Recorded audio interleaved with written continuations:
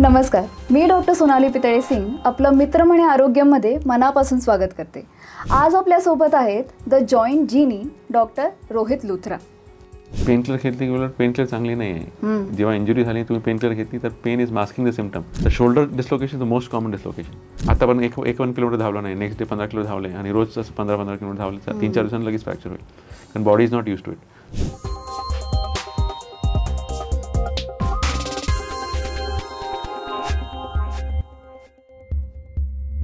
नमस्कार डॉक्टर. नमस्कार. आपल्या आधीच्या एपिसोडमध्ये आपण हिप, नी ह्या जॉईंट्सबद्दल बोललो आहे, रोबोटिक सर्जरीबद्दल बोललो आहे. पण ह्या एपिसोडमध्ये आपण एक वेगळा टॉपिक घेतो आहे, तो म्हणजे स्पोर्ट्स इंजुरीज. तर डॉक्टर, आपल्याकडे भरपूर स्पोर्ट्स खेळले जातात, म्हणजे फुटबॉल, हॉकी, क्रिकेट. आणि तुमच्या हॉस्पिटलमध्ये because it is a orthopaedic hospital ते भरपूर येत असतील. तर अशा कोणत्या केसेस आहेत ज्या तुमच्याकडे आल्या ज्या खूप कॉमन आहेत? तर आता सध्या फुटबॉलचं क्रेज खूप आहे लहान मुलांमध्ये. तर फुटबॉल इंजुरीज खूप येतात. फुटबॉलमध्ये नेमकं गुडघ्याची इंजुरी असतात आणि अँकलची इंजुरी असतात. अँकलमध्ये जे सगळ्यात कॉमन लिगामेंट आहे त्याला ATFL, अँटीरियर टेलोफिब्युलर लिगामेंटचं स्प्रेन होतो. हे मोठं असतं का लिगामेंट? नाही, छोटंसं लिगामेंट असतो, पण ते घोट्या अँकल जॉईंटला घोट्याला असतो. आणि त्यामध्ये बेसिकली पाय असं मुरगून जातो आणि तो लिगामेंट फाटतो. त्याचे पण टप्पे असतात, ग्रेड 1, 2 आणि 3. तर लिगामेंट इंजुरी बेसिकली अँकलची जी असेल ती सगळं एक्स्ट्रा आर्टिकल लिगामेंट असतात, सांध्याचे आतले नसतात, सांध्याचे बाहेरचे लिगामेंट असतात. मग त्यांना ब्लड सप्लाय चांगला असतो. मग त्यामुळे ते लिगामेंट भरून येतात. रेस्ट राईस थेरपीने, रेस्ट आईस कम्प्रेशन एलिव्हेशन. आणि समजा पेशंट आला आमच्याकडे, आम्ही त्यांना क्लिनिकली चेक करतो, गरज पडली की एक्सरे किंवा MRI काढतो. आणि 99% इंजुरी जे अँकलचे असतात ते प्लास्टरमध्ये किंवा इमोबिलाइज किंवा त्यांना बूट दिला, वॉकर बूट दिला की आपोआप बरं होऊन जातात. तर त्याला जवळपास 1.5 महिना लागतो, 4 to 6 weeks. त्यामुळे ते इमोबिलाइज केलं की आपोआप ते लिगामेंट भरून येतो. आणि जसं तुम्ही स्प्रेन बोललात, आता मला कसं कळणार की मला स्प्रेन झालाय की स्ट्रेन आलाय त्याच्यावरती, का स्ट्रेस फ्रॅक्चर झालाय? तर हे सगळं इन्व्हेस्टिगेशन समजतो. तर तुम्ही असेस कसं करता? तर आम्ही क्लिनिकली असेस करतो की पेशंटला टेंडरनेस कुठे आहे, आधी स्वेलिंग बघतो, पेन कुठे आहे, टेंडरनेस कुठे आहे ते चेक करतो. आणि समजा लिगामेंटचे वर असेल इंजुरी तर त्यामध्ये पण ग्रेड 1 आहे का, ग्रेड 2 आहे का, ग्रेड 3. त्यामुळे क्लिनिकली त्याला स्टेबिलिटी अँटीरियर रॉटेज टेस्ट करून पण ठरवतो. आणि गरज पडली की मग MRI काढतो. आणि आम्हाला कसं कळणार की डॉक्टरकडे कधी यायचं? आता सूज आली, जेव्हा पायाला सूज आणि पेन असेल आणि ते समजा 1-2 दिवसात कमी नाही झाली आणि त्रास वाढत असेल तर लगेच डॉक्टरने जायचं. आयडली स्पीकिंग लागले जायला पाहिजे, कारण तुम्ही लगेच ट्रीटमेंट घेतलं की तुम्हाला लगेच मग ते वाढणार नाही. समजा ग्रेड 2 आहे आता आणि तुम्ही काही नाही केलं, तुम्ही 10-20 दिवस थांबले तर ग्रेड 2चं ग्रेड 3 होऊन जातो. आणि जर मी फक्त पेन किलर घेतली तर? पेनकिलर घेतली की उलट पेनकिलर चांगली नाही आहे. जेव्हा इंजुरी झाली तुम्ही पेनकिलर घेतली तर pain is masking the symptom. ते तुमचं दुखणं लपवतोय, पण जे त्रास आहे ते बरं होत नाही, वाढवतोय. बेसिकली तुम्ही पेन होणार नाही, तुम्ही जास्त चालणार, जास्त चालले की अजून ते फाटणार. मग ग्रेड 1चा ग्रेड 2 किंवा ग्रेड 2चा ग्रेड 3 होतो आणि मग प्रॉब्लेम वाढते, मग तेव्हा ऑपरेशन लागतं. पण तुम्ही पेनकिलर न खाता आधी डॉक्टरकडे जायला पाहिजे, कारण पेनकिलर खाल्ल्यावर ते असेसमेंट करता येत नाही, कारण it will mask the symptoms. आपल्याला समजणार नाही की कुठे लागले काय आहे. मग मेन आहे की तुम्ही रेस्ट आणि हे सगळं केल्यानंतर समजा पेन नाही गेला तर तुम्ही डॉक्टरकडे जाऊन चेकअप करायला पाहिजे. मग तुम्ही या मुलाबद्दल काय केलं? आता ही दुसरी इंजुरी आपण बोलतो की जी गुडघ्याची इंजुरी असते, जे फुटबॉलर्समध्ये होतं, त्याला आपण ACL किंवा लिगामेंट इंजुरीज म्हणतो. आता गुडघ्यामध्ये जेव्हा आपण पेशंट येतो फुटबॉल खेळल्यानंतर पाय मुरगून जातो, ट्विस्ट होऊन जातो. किंवा ACL कुठे असतो? पुढे, मागे? गुडघ्यामध्ये 4 लिगामेंट असतात. बरोबर. त्याला 2 साईडला असतात, त्याला MCL आणि LCL म्हणतो. त्याला साईडचे लिगामेंट हे दोन्ही एक्स्ट्रा आर्टिक्युलर, म्हणजे जॉईंटचे बाहेरचे 2 लिगामेंट आहे. हे बाहेरचे 2 लिगामेंट, मीडियल आणि लॅटरल, म्हणजे एक आतल्या साईडला एक बाहेरच्या साईडला. 2 लिगामेंट आतमध्ये असतात, एक समोर सेंटरला असतो, एक मागे असतो. हे इंट्रा आर्टिक्युलर 2 लिगामेंट त्याला क्रुशिएट लिगामेंट म्हणतात. ACL आणि PCL. समोरच्या वेळेला ACL म्हणतो आणि मागच्या वेळेला PCL. हे दोन्ही क्रॉस असतात लिगामेंट असतात. तर हे दोन्ही आतले लिगामेंट आहे. यांना ब्लड सप्लाय खूप कमी असतो. हे फाटले की त्याला ऑपरेशनच करावं लागतं. त्यामध्ये पण टेअरची व्हरायटी असते, ग्रेड 1 किंवा ग्रेड 2. आता 1 आणि 2 असेल तर आपण त्याला रेस्ट आणि बेल्ट देऊ शकतो. समजा पूर्ण फाटला असेल तर त्याला शेवटी ऑपरेशनच करावं लागतं. आणि ऑपरेशनमध्ये पण काय करतो, हे लिगामेंटला पण शिवता येत नाही, कारण आपण हे लिगामेंट रिपेअर केलं की परत फाटणार, त्याला ब्लड सप्लायच नाही आहे, ते भरणार नाही. तर त्यामध्ये आपण त्याला लिगामेंट रिकन्स्ट्रक्शन करतो. तर त्यामध्ये आपण पायातनं एक हॅमस्ट्रिंग मसलचा ग्राफ्ट किंवा पटल टेंडनचा ग्राफ्ट किंवा घोट्यातनं एक मसलचा ग्राफ्ट घेतो, त्याचं नवीन लिगामेंट तयार करतो आणि त्याला फिक्स करतो. म्हणजे एका मसलचं ग्राफ्ट घेता तुम्ही आणि पायातल्या म्हणजे मोठ्या मसल्सचा ग्राफ्ट घेता तुम्ही. तर देवाने आपल्याला एक्स्ट्रा मसल दिलेले आहे, त्याला आपण त्यांचा ग्राफ्ट घेऊन त्याला वापरू शकतो. मग ते ग्राफ्ट घेतलं की पायाला काही असं अपंग होणार नाही, म्हणजे हँडिकॅप काही होणार नाही, सगळं मुवमेंट करता येतं. तर हे एक्स्ट्रा मसल्स आहे, तर ते पण त्याचा टेंडनचं ग्राफ्ट घेतो आणि त्याला आपण लिगामेंट तयार करून बसवतात. आणि स्वतःच्याच बॉडीमध्ये म्हणून रिॲक्शन त्याला काही रिॲक्शन नाही. आणि हे पूर्ण ऑपरेशन दुर्बीनने होतं. तर हे लेझरने ऑपरेशन करता येतं, त्याला आर्थ्रोस्कोपी म्हणतो. आणि ऑपरेशन सकाळी होईल, संध्याकाळी पेशंट चालतो, नेक्स्ट डे घरी जातात. म्हणजे काप येत नाही. ते छोटं दुर्बीन लेझरने आपण करतो, त्यामध्ये आपण गुडघ्यामध्ये छोटासा होल करून, बटन होल सारखा छोटा होल असतो, ते करून आपण टीव्हीमध्ये बघून होलमध्ये कॅमेरा टाकतो आणि टीव्हीमध्ये तो कॅमेरा टीव्हीला काय नसतो, पण टीव्हीमध्ये बघून त्याला आपण पूर्ण ऑपरेशन करतो. हे पूर्ण ऑपरेशन ब्लडलेस असतं, त्याला ब्लिडिंग काय होत नाही, टोटल ब्लडलेस ऑपरेशन असतो आणि टाकेसुद्धा पण काही येत नाही. तर रिकव्हरी खूप फास्ट असते. आणि हाच ऑपरेशन जेव्हा आर्थ्रोस्कोपी नव्हती तेव्हा 30-35 टाके पडायचे. आता फक्त 2च टाके पडतात, फक्त कॅमेरा होलसाठी. तर आर्थ्रोस्कोपीमुळे खूप फायदा झाला आहे. आणि आर्थ्रोस्कोपीमध्ये आता खूप नवीन गोष्टी येतात लिगामेंटला. तर आम्ही असं फायबर टेपचा इंटरनल ब्रेसिंग करतो. तो केलं की ते लिगामेंटच्या समोर आम्ही आपण नवीन लिगामेंट बसवतो स्नायूचा, त्याच्यासमोर आम्ही फायबर टेपचा इंटरनल ब्रेस करतो. बेसिकली सीट बेल्ट सारखा एक टेप लावतो. तर समजा पेशंट परत फुटबॉल खेळतोय, परत इंजुरी झाली, परत मुरगडला, तर तो जो टेप लावलाय तो लिगामेंटला प्रोटेक्ट करणार सीट बेल्ट सारखा. मग तो लिगामेंट परत फाटणार नाही, त्याच्यावर लोड येऊ देणार नाही. So this is something new. तर त्याला आपण फायबर टेप इंटरनल ब्रेसिंग म्हणतो. आणि हे आपण फक्त ॲथलीट्समध्येच करतो का, की सामान्य माणसामध्ये करतो? करू शकतो प्रत्येक माणसामध्ये, पण हाय डिमांड पेशंट जसे ॲथलीट्स आहे किंवा पोलीसचे लोक आहे, आर्मीचे लोक आहे, नेव्हीचे लोक आहे, ज्यांना गुडघ्याची जास्त ॲक्टिव्हिटी, बॉडी बिल्डर्स आहे, जिम गोअर्स आहे आणि मॅरेथॉन रनर्स आहे, त्यामध्ये आपण हे इंटरव्ह्यू नक्की करतो. आणि या इंजुरीनंतर वेट बेअरिंग, जे तुम्ही बॉडी बिल्डर्स बोललात किंवा जे रेसलर्स असतात, त्यांच्यामध्ये काय प्रमाण आहे की परत ते नाही होणार त्यांना? तर सगळ्यात हे ऑपरेशनचं मेन इम्पॉर्टंट आहे की तुमचं ग्राफ्ट चांगला पाहिजे, जेव्हा तुमचे स्नायू घेतात ते स्ट्रॉंग पाहिजे. तो वीक असेल तर परत फाटू शकतो. दुसरं की तुमची टेक्निक आहे ते टेक्निक बरोबर पाहिजे. तुमची जे टनल्स आम्ही बनवतो फिमर आणि टिबिया, ते टनल एकदम जागेवर अॅनाटॉमिकल असतील तर ते लिगामेंटवरती लोड येणार नाही. तुमची टनल चुकली बनवताना, ऑपरेशन करताना, तर ती लिगामेंट परत फाटू शकतो. तर ही दुसरी गोष्ट. तिसरं आहे की तुम्ही आता ॲक्टिव्हिटी करतात, एकदा ते लिगामेंट जेव्हा फिक्स करतो तर लिगामेंट हाडाला जोडण्यासाठी त्याला टाईम लागतो. तर त्याला जवळपास 6 to 8 वीक्स लागतात. मग पहिले 6 ते 8 थोडं काळजी घ्यावी लागते. त्यामध्ये तुम्ही मुवमेंट केली, जिमिंग केली, रनिंग केली तर ते लिगामेंट हाडाला अटॅच होणार नाही. म्हणजे फ्रॅक्चर सारखं असतं का, की म्हणजे रेस्ट द्यायला पाहिजे त्याला? जास्त लोडिंग करायचं, त्याला एक रिहॅब प्रोटोकॉल असतो. म्हणजे पहिल्या आठवडे हे करू शकता, नेक्स्ट वीकला आहे, नेक्स्ट वीकला आहे. मग ते तुम्ही फॉलो केलं की तुमची रिकव्हरी 100% येणार. तुम्ही पहिल्या दिवशीपासूनच जास्त वेट घेतली आणि रनिंग केली, जम्पिंग केली तर ते लिगामेंट लूज होऊन जाणार, मग ते हिलिंग होणार नाही.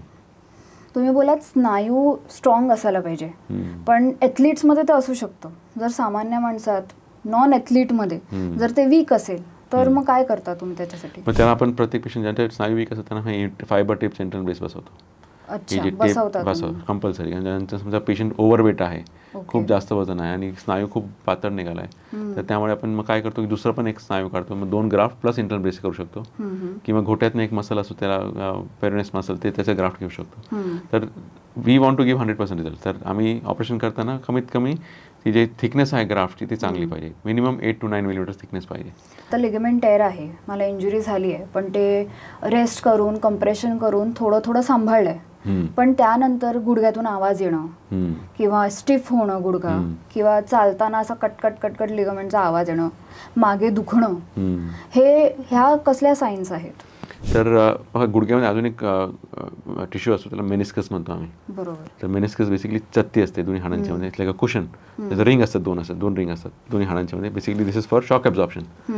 तर लिगामेंटमुळे अनस्टेबल वाटणार, पण चत्ती फाटली की तुमचं पाय अडकणार, लॉक होणार किंवा आवाज करणार, कट करून. तुम्ही मांडी घालून बसले की पाय उघडता येणार नाही, जिने चढताना होताना त्रास होणार. झोपेत तुम्ही जेव्हा कुशी वळतात, तसं साईड टर्न करतात, तर कधी आपण पाय फोल्ड करून लांब करतो, लगेच लांब होत नाही, अडकून जातो किंवा जोरात चमका मारतो, गुडघ्याचा माय दुखतो, चालता बॅलन्स जातो. हे मेनिस्कस टेअरचे लक्षण आहे. आणि लिगामेंट टेअरचे लक्षण कसं असणार की चालता फास्ट चाललं की बॅलन्स जाणार, तोल जाणार, ते लिगामेंटमुळे होतं. म्हणजे असं अप्रिहेन्शन असतं का मी आता पडणार आहे असं करून? मग ते फास्ट चालता येत नाही त्यांना, जिने उतरता येत नाही फास्ट, मग ते लिगामेंट टेअरचे लक्षण असतात. आणि जे मेनिस्कस टेअर आहे ते टिश्यू आहे हातला, तर हे मेनिस्कस पण रिपेअर करणं खूप गरजेचं आहे. जसं लिगामेंट इम्पॉर्टंट आहे तसं सेम मेनिस्कस रिपेअर करणं पण खूप इम्पॉर्टंट आहे. कारण मेनिस्कस रिपेअर नाही केलं की त्याचे पण टप्पे असतात. ग्रेड 1, 2 नाही रिपेअर केलं की 3 होईल आणि मग ते मेनिस्कसचं जे फ्लॅप आहे ते आतमध्ये फिरतो मग गुडघ्याच्या आतमध्ये. मग तो फ्लॅप फिरत राहिला की वरच्या हाडाला आणि खालच्या हाडाच्या कार्टिलेजला डॅमेज करणार. जर तुमच्या शूजमध्ये खडा असेल ते काढला नाही तर टाचेला टोचतो, तसं सेम ते मेनिस्कसचा तुकडा टोचणार वरच्या खालच्या हाडाला आणि ते झीज अजून तयार करतो. म्हणून मेनिस्कसचं रिपेअर करणं पण खूप गरजेचं असतं. राईट. आणि कधी कधी डिस्लोकेट होतात जॉईंट्स, नी, शोल्डर, हे खूप कॉमन डिस्लोकेशन आहे आणि ते कधी कधी सिरियली होतात, म्हणजे एकसारखे होत असतात, लहानपणापासून होत असतात किंवा मे बी स्पोर्ट्स इंजुरीमुळे होत असतात. तर त्यामुळे काय होतं, लिगामेंट तुटतात की ते इन्फ्लमेशन होतं जॉईंटमध्ये, एक्झॅक्टली काय होतं? तर डिस्लोकेशन हे 2 सांधे सगळ्यात जास्त डिस्लोकेट होतात. एक आहे शोल्डर, कारण शोल्डर जे आपला खांदा आहे ते सगळ्यात मोबाईल जॉईंट आहे. हे पण बॉल अँड सॉकेट जॉईंट आहे, पण याचं सॉकेट खूप छोटा आहे आणि बॉल खूप मोठा आहे, तर त्याचे निसटण्याची शक्यता जास्त असते. हिप जॉईंटमध्ये सॉकेट मोठा आहे आणि बॉल छोटा आहे, आतमध्ये असतो तो, हे निसटत नाही. पण सांध्याचा हे कप छोटा आहे आणि बॉल खूप मोठा आहे, त्यामुळे ते निसटण्याची शक्यता असते. तर shoulder dislocation the most common dislocation. त्यानंतर दुसरा सांधा येतो आहे वाटी, आपली गुडघ्याची वाटी काही लोकांमध्ये सटकते. तर जे शोल्डर आहे ते बेसिकली स्पोर्ट्स इंजुरीमध्ये होते, कुस्ती खेळत्या लोकांना होतो किंवा जे रेसलर असतात किंवा वेट लिफ्टर्स असतात, त्यामध्ये यांचे जे टिश्यू असतो आतमध्ये त्याला जे कप लाईक लायनिंग टिश्यू असतो, लेब्रम म्हणतो आम्ही त्याला, ते पण मेनिस्कससारखं टिश्यू असतो, तो सांध्याला धरून ठेवतो. तर लेब्रम फाटला तर तो सांधा निसटू शकतो. तर काही काही लोकांना तुम्ही बघू शकता की ना काही काही येतात पेशंट की 10 वेळा हा सटकला आहे, हा 5 वेळा सटकला आहे, तर याला रिकरंट डिस्लोकेशन ऑफ शोल्डर म्हणतो. तर त्यांचे लहानपणापासूनच टिश्यू वीक असतात, मग त्यामुळे त्यांना ऑपरेशन करायची गरज असते. कारण ऑपरेशन नाही केलं तर ते निसटून ते सांध्यामध्ये पूर्ण झीज होते आणि हाडामध्ये खड्डा तयार होतो, मग ते आर्थरायटिस बसतो शोल्डरमध्ये. मग त्यामध्ये आपण त्यांना ऑपरेशन करून ते टिश्यू रिपेअर करून परत त्याला जागेवर आणू शकतो. आणि सेम गोष्ट गुडघ्याचे पण असतात. तर बेसिकली जे वाटी जी असते निसटते ते basically very common in girls were between 10 ते 15 वर्षामध्ये जे मुली असतात त्यामध्ये खूप कॉमन असतात. त्याला पटेलर डिस्लोकेशन म्हणतो. आणि त्याची हाडाची मॉर्फोलॉजी असते वेगळी असते जन्मापासूनच. ते लिगामेंट वीक असतात आणि ते हाडाचा शेप आहे तो थोडा वेगळा असतो, त्यामुळे ते वाटी एका साईडला ओढली जाते. मग त्याला पण लिगामेंट रिकशन करून त्याला परत नॉर्मल करता येते. पण असे काही एक्सरसाइजेस आहेत का ज्याच्याने हे एकतर यूज होईल स्ट्रेंथनिंगसाठी, आणि सेकंडली कधी कधी मे बी एका साईडची बाजू असते ती खूपच मसल स्ट्रेंथनिंग होतं म्हणून दुसऱ्या बाजूला गुडघा सटकलाय किंवा असं काही होतं? येस. तर जसं गुडघ्यामध्ये 2 प्रकारचे मसल्स आहेत, एक तर VMO म्हणजे आतले आणि बाहेरचे त्याला IT बँड म्हणतो. तर जे IT बँड मसल खूप लवकर स्ट्रॉंग होते, मोठा मसल आहे, त्याला ब्लड सप्लाय चांगला असतो, तो खूप लवकर स्ट्रॉंग होतो आणि तो वाटीला एका साईडला ओढतो. आणि VMO वीक असेल आणि VMOचं व्यायाम नाही केलं असेल मग ते वाटी तुमची एका साईडला सटकणार. मग त्याला काउंटर करण्यासाठी तुम्ही VMO स्ट्रेंथिंग एक्सरसाइज करायला पाहिजे. तुमचे फिजिओथेरपी डॉक्टर पण शिकवतील की क्वाड्रिसेप्स स्ट्रेंथिंग कसं करायची, VMO कसं स्ट्रेंथिंग करायची, ते समोरचे मसल. तर हॅमस्ट्रिंग आणि क्वाड्रिसेप्स चांगलं स्ट्रॉंग केलं की ते मग स्टेबिलिटी वाढते त्याने.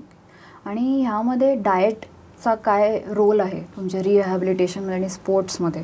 हां, तर मसल्स आणि ligament is made up of protein and collagen.